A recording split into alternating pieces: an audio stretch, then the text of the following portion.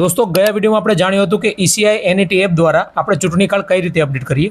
હવે આ વિડીયોમાં આપણે સમજશું એની લાઈવ પ્રોસેસ કે ચૂંટણી કાર્ડ કઈ રીતે અપડેટ કરવું અને કઈ રીતે બધું પ્રોસેસ કરવી।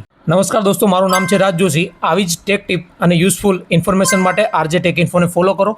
અને હા, આ વિડીયો થોડો લાંબો બની શકે છે એટલે છેલ્લે સુધી બન્યા રહો। તો સૌથી પહેલાં આપણે ECI NET આ નામની એપ ડાઉનલોડ કરી લેવાની છે। તમને પ્લે સ્ટોરમાંથી મળી જશે, અથવા જો તમને ના મળે તો મને તમે કોમેન્ટ કરી શકો છો અથવા DM કરી શકો છો। હું તમને ડાયરેક્ટ લિંક મોકલી દઈશ। હવે એપને ઓપન કરો। કોર્નર ઉપર તમને પ્રોફાઇલ આઇકોન દેખાશે, તેની ઉપર ક્લિક કરીને લોગિન કરી દો તમારા મોબાઈલ નંબરથી। તમને અહીંયા ન્યૂ યુઝર દેખાશે, તેની અંદર જઈને તમારો મોબાઈલ નંબર નાખી OTP નાખો અને પછી તમારું રજિસ્ટ્રેશન કરી દો અંદર, એટલે તમે લોગિન થઈ જશો।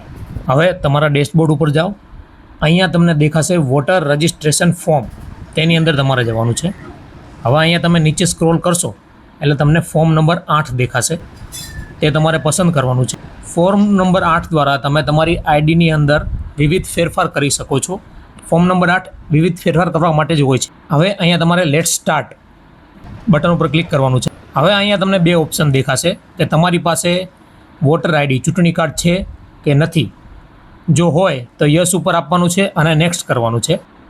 હવે અહીંયા તમારી પાસે તમારા વોટર આઈડીનો નંબર માગશે। અહીંયા તમારો EPCI નંબર નાખીને નીચે તમારું સ્ટેટ સિલેક્ટ કરવાનું છે, પછી પ્રોસેસ ઉપર ક્લિક કરવાનું છે, એટલે તમારી સામે તમારા ચૂંટણી કાર્ડની બધી જ માહિતી તમને શો થશે, દેખાઈ જશે સ્ક્રીન ઉપર। હવે નેક્સ્ટ ઉપર ક્લિક કરો। હવે અહીંયા તમારે તમારો આધાર નંબર નાખવાનો છે, નીચે તમારો મોબાઈલ નંબર નાખવાનો છે અને તમારી ઈમેલ આઈડી નાખીને કન્ફર્મ કરવાનું છે અને નેક્સ્ટ આપવાનું છે। હવે અહીંયા તમને 4 ઓપ્શન દેખાશે।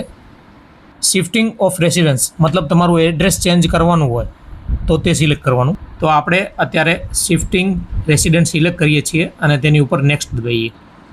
હવે તમને અહીંયા દેખાશે કે તમારે જે એડ્રેસ ચેન્જ કરવાનું છે તે એડ્રેસ તમારે નવું એડ્રેસ અહીંયા નાખવાનું છે। બધું જ હાઉસ, બિલ્ડિંગ, એપાર્ટમેન્ટનું એડ્રેસ નાખવાનું છે।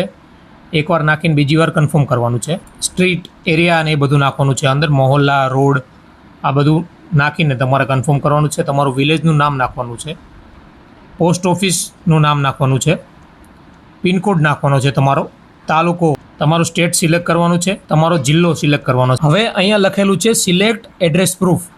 તમારે ડોક્યુમેન્ટ સિલેક્ટ કરવાનું છે જેની અંદર તમારે નવું એડ્રેસ હોય।